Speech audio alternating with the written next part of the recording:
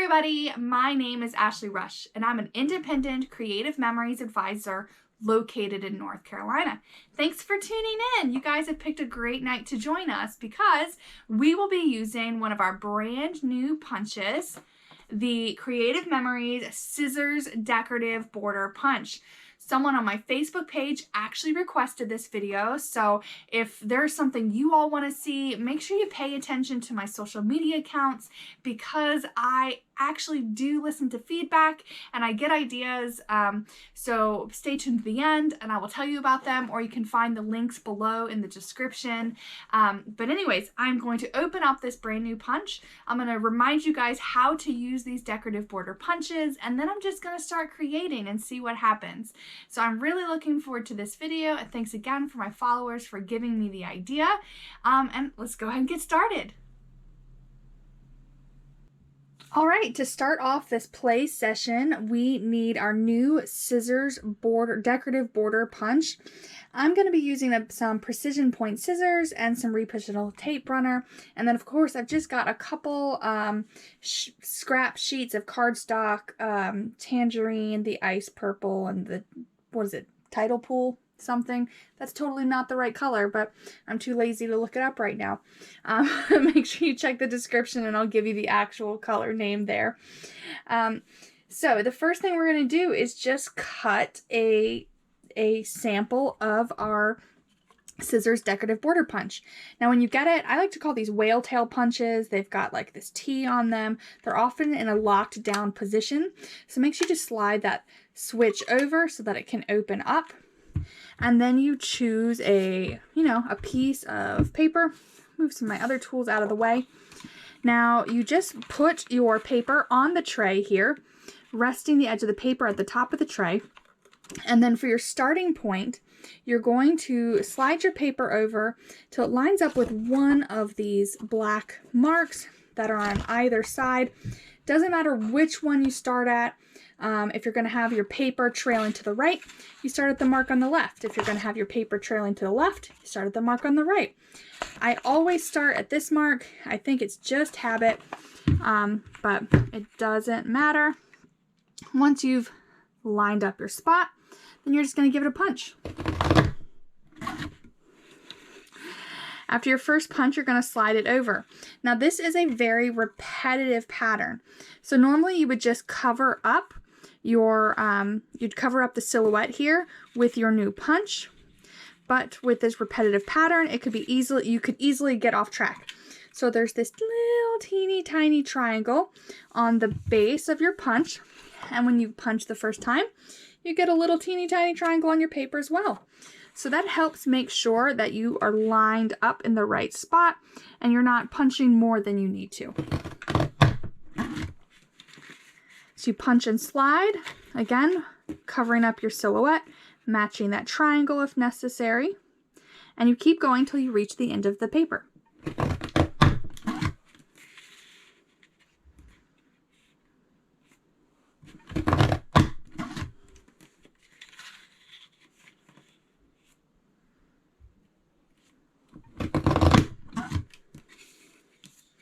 So guys, it really is that easy.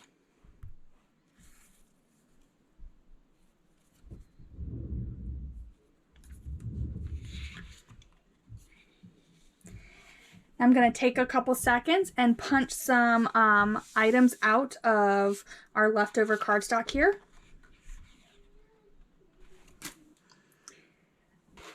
I went a little cut crazy. I made all sorts of colors. Again, using those 3 strips I had there. I think I have 9 strips and I still had some paper left over.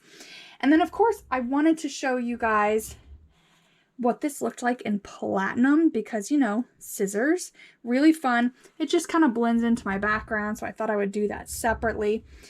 So this is what it looks like, just cut straight out from the paper. You could put this down on your page and be done. You could put any color down on your page and be done. But let's make it a little fancy. One of the samples for the marketing material showed scissors with multicolored handles, so I thought that would be fun to replicate. It was pretty easy to do. Again, I started by cutting a platinum shimmer base, and then I cut a strip of my purple, orange, and green.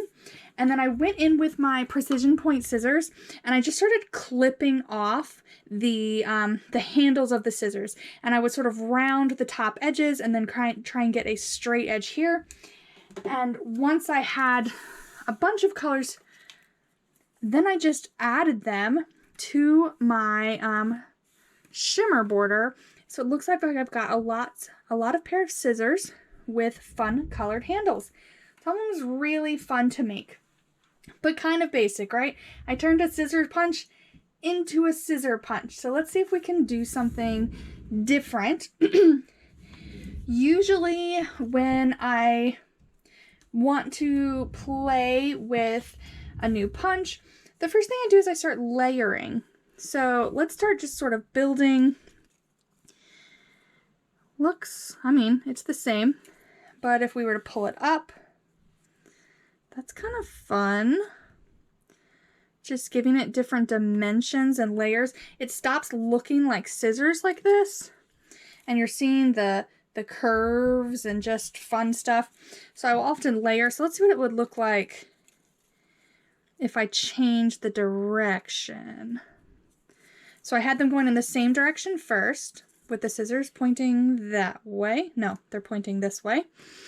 Now what if I have one going one way and one go this? So now I've got my scissors going in opposite directions. Let's see what they'll look like layered here.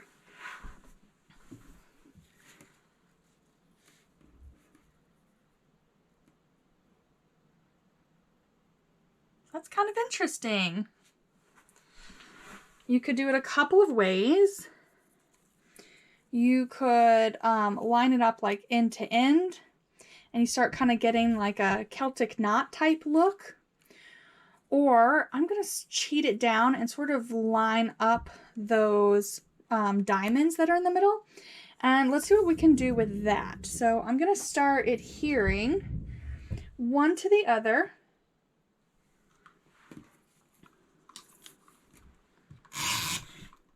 Oh, of course, I ran out of tape runner right as we started. I'm just going to pretend like I've adhered it all together. We can cheat and make it work.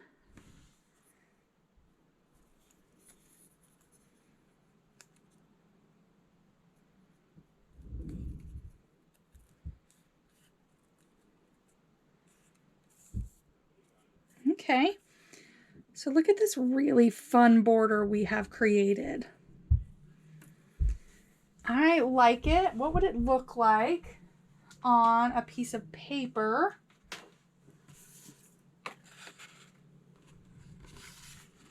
That's a really fun, beautiful border. But we do have, well, now that I've like put it on top, but I'm seeing like these diamonds, the diamonds filled. What if I do like my second go-to technique, which is to weave?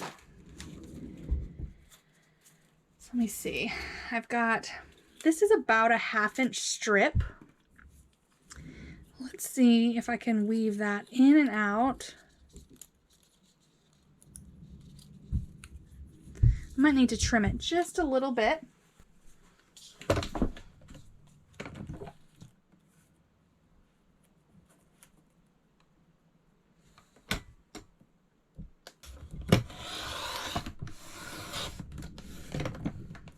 I took about a 1/16 of an inch off my strip.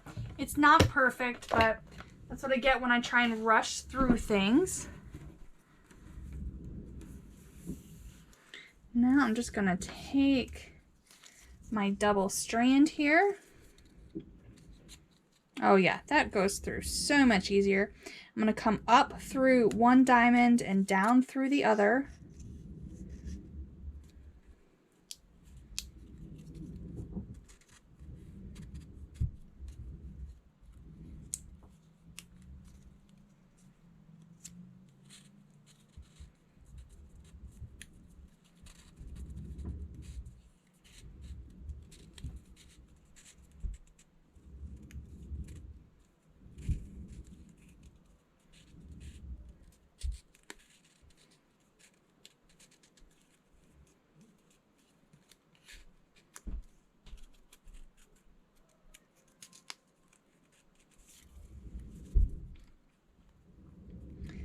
there we have it. Isn't that really cool looking?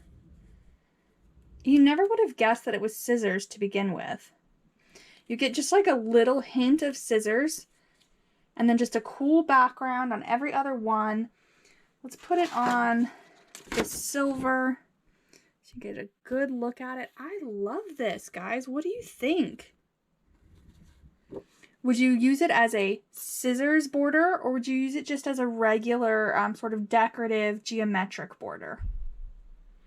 Well, that was a lot quicker than I thought. I thought I was going to have to sit and play with it for a lot longer to find something that was cool and different and doesn't scream like scissors. So of the 3 borders that I showed you guys, so like basic gray, like scissors, kind of reminds me of those like old school scissors you used in school that pretty much like rubbed your fingers raw because they were metal on metal. And then I gave us some cool decorative handles on our scissors in alternating colors. And then we did the super fun crisscross layered weaving border. I didn't even show it to you guys in both colors. So because it's dual colored, see if that's a better lighting. You know, on one side you get more green, on the other side you get more orange. Which side would you guys use? Maybe I should like flash the pictures up here in the corner so you guys can get a better idea. I really like it. I think it's super pretty. It's very springy and fun. I get, like I said, Celtic knots from it, but I'm sure you could do other things. I can't wait to see what you guys come up with. If you get your scissors decorative border punch out and you start creating, please find me on Instagram, find me on Facebook, tag me. I want to see what you guys are creating. Excuse me. Ooh, I'm so excited. I'm giving myself a coughing fit. So I want to see what you guys are creating. I want to be inspired by my followers and vice versa. So you can find those links here. This is the best way to contact me one-on-one. I am posting daily content, so you guys can continue to get inspiration and connect with me all week long. If you are looking to attend some events, I host in-person and virtual events, so you can find those on my Scrap with Ash website. We just announced our National Scrapbook Day theme, so I will be posting those soon. I'm fairly certain I'm going to do a big National Scrapbook Day virtual crop. I had done one before. It was very successful, so I'm going to add that back in. And then, of course, I have my in-person crops and my in-person National Scrapbooks Day. I'd love to see you guys and scrap along with you. And then, as always, if there's anything in this video that you love, please visit my Creative Memories website and do all of your shopping for your scrapbooking needs. And then, of course, if you love all things CM and you are interested in earning a percentage of your own purchases, then let's talk about having you join my team. If you, well, it pretty much pays for itself as soon as you join, but if you are buying more than $500 or around $500 of Creative Memories products a year, you could be making out by being an advisor. So let's talk about that. Let's do some math and let's really decide what's best for you and if this would be a good fit. All right, guys, I look forward to seeing you all again next week. Bye.